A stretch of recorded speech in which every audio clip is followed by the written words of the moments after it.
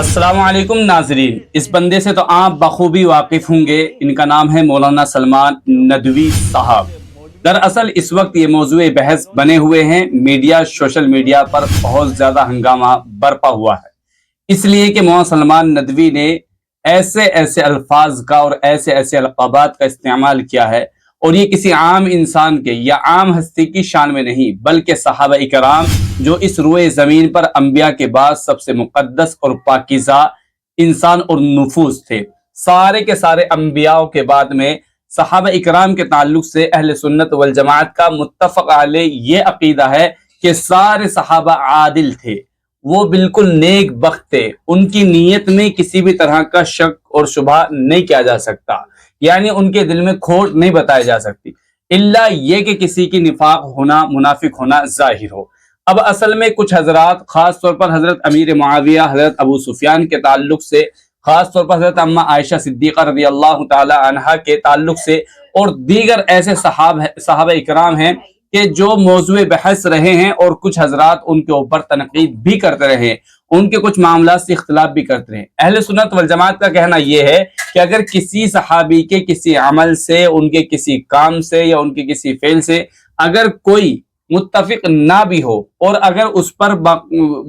باقاعدہ دلائل کی روشنی میں اگر اس پر وہ تنقید بھی کرتا ہے تو یہاں تک بھی اجازت ہے، لیکن اس تنقید میں اگر تنقیص کا پہلو آ گیا، یعنی صحابہ اکرام کے مرتبے کو گھٹانے کی بات آ گئی، یا صحابہ اکرام کے خلاف ایسی بدزبانی شروع کر دی کہ جو ایک عام سے انسان کے لیے بولنا بھی ایک انسان کے لیے معقول بات نہیں ہے، تو ایسی شکل میں پھر ایسا انسان اور اس کی پوری پرسنالٹی مشکوک ہو جاتی ہے، اور ایسے شخص کو ہمارے اہل سنت والجماعت عقیدے کے مطابق ایسے شخص کو زندیق یا ایسے شخص کو کم سے کم فاسق کہا جائے گا۔ فاسق ہونے کا مطلب یہ ہے کہ پھر ایسے شخص کے پیچھے امامت، یعنی ایسے شخص کی اقتداء میں نماز پڑھنا بھی مناسب نہیں ہے،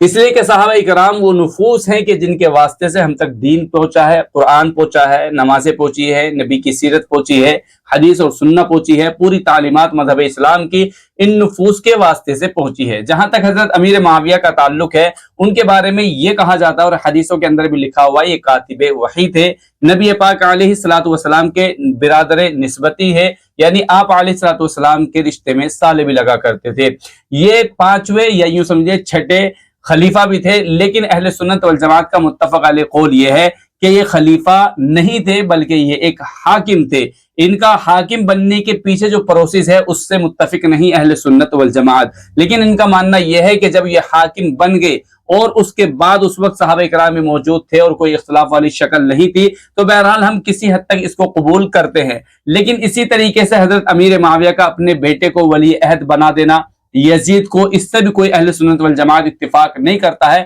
لیکن حضرت امیر معاویہ رضی اللہ تعالیٰ عنہ کی نیت پر کوئی بھی شک نہیں کرتا۔ یہ کہتا ہے کہ ان سے یہاں پر مسٹیک ہوئی ہے، غلطی ہوئی ہے، لیکن اس غلطی کا مطلب یہ نہیں ہے کہ حضرت امیر معاویہ کی نیت پر شک کیا جائے، ان کے ایمان پر شبہ کیا جائے، یا ان کی اللہ اور اس کے رسول سے محبت پر شک کیا جائے، یا ان کو صحابیت کے دائرے سے خارج کیا جائے، ایسا نہیں کر سکتے۔ جو حضرات خاص طور پر شیعہ حضرات ہوں یا اس وقت مولانا سلمان ندوی صاحب ہوں، اس وقت وہ بھی حضرت امیر معاویہ کو صحابی رسول تسلیم کرتے ہیں، نبی پاک علیہ الصلوۃ والسلام کا برادر نسبتی تصور کرتے ہیں، لیکن چونکہ حضرت علی سے وہ جنگ کے میدان میں رہے ہیں، اور حضرت امام حسین کے تعلق سے ان کا بیٹا یزید خاص طور پر بہت زیادہ ان کے تعلق سے، تو ظاہر سی بات ہے وہاں تو بہت ہی زیادہ اختلاف ملتا ہے، اور وہاں پر ایک ظلم کی شکل ملتی ہے، تو یہ ساری باتیں اختلافی ہیں، اور ان ساری باتوں پر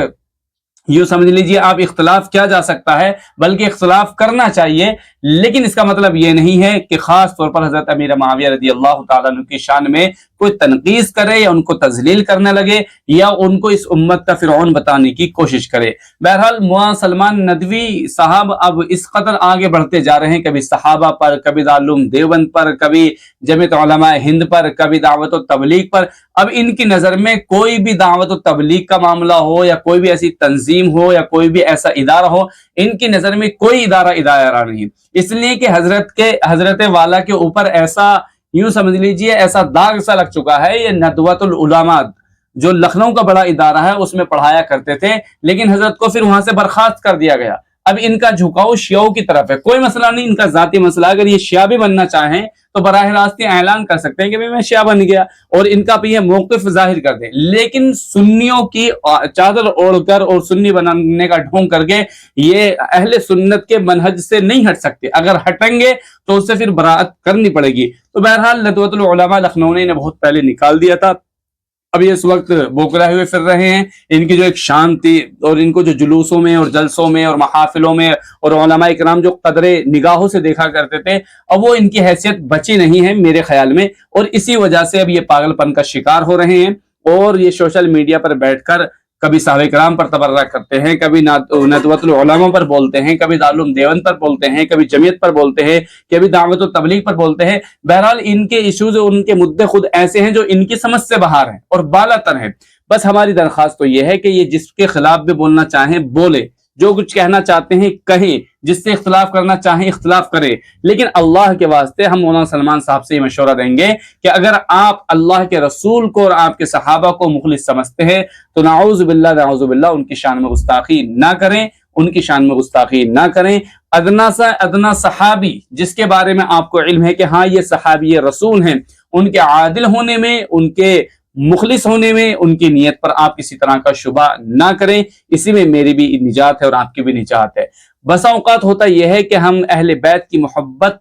का चोला ओढ़ते हैं और उस अहले बैत की मोहब्बत में सहाबा इकराम का बुग़्ज़ पाल लेते हैं, और बाद हज़रात सहाबा इकराम का दिफा करने के चक्कर में अहले बैत पर तनकीस कर देते हैं और अहले बैत का बुग़्ज़ पाल लेते हैं। हम सबको चाहिए कि अहले बैत को भी तस्लीम करें और सहाबा इकराम को भी तस्लीम करें और दोनों हज़रात को निगाहों से देखें। अलबत्ता अगर उनसे अपनी जिंदगी में कुछ कोताहियां हुई, गलतियां हुई, या किसी तरीके से उनसे कहीं ना कहीं मिस्टेक हुई हैं, तो वल्लाहु आलम हम अपने बारे में ये ख्याल करते हैं, जबकि हमारी कोई हकीकत नहीं, कोई हैसियत नहीं कि अल्लाह हमें माफ कर देगा।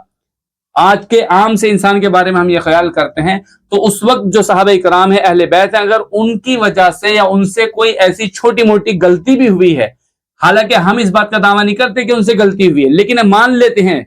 ला महल्ला तौर पर या गैर यकीनी तौर पर, तसव्वुराती तौर पर, तो उस सूरत में भी अल्लाह रब्बुल इज्जत की ज़ात से ये उम्मीद रखनी चाहिए कि अल्लाह इनको माफ फरमा देगा। ये एक उम्मत थी जो गुजर चुकी, उनके अमाल उनके साथ है। अब तुमको क्या करना है? अब तुम्हें उनके नक्शे कदम पर चलना है और इख्तिलाफ को और मौज़ूए बहस इस तरह से नहीं बनाना कि आपस में इंतशार फैले। उम्मत मुस्लिमा पहले से ही कमजोर पड़ी है, टूटी पड़ी हुई है, कुफार मुशरिकीन यहूद और नसारा की यलगारें हैं और चारों तरफ जुल्म ही जुल्म है। फिर भी इसके बावजूद अगर हम एक दूसरे पर तान तशनी करें, एक दूसरे पर इख्तिलाफ करें या एक दूसरे के जज्बात को ठेस पहुंचाएं, तो ऐसी सूरत में फिर उम्मत मुंतशिर हो जाएगी। बहरहाल मौलाना सलमान नदवी साहब हो, उनके चाहने वाले हों या शिया भाई हों, हम किसी को बुरा नहीं कहते अपनी जात के एतबार से, लेकिन हम यही दरख्वास्त करेंगे कि आप किसी सहाबी को बुरा ना कहें, आप सुकूत का मामला इख्तियार करें। अल्लाह रब्बुल इज्जत मुझे भी आपको भी सही राह पर चलने की तौफीक नसीब फरमाए, अहले बैत का भी और सहाबा इकराम का भी इकराम करने की तौफीक नसीब फरमाए। जज़ाकल्लाह। वीडियो को ज्यादा से ज्यादा शेयर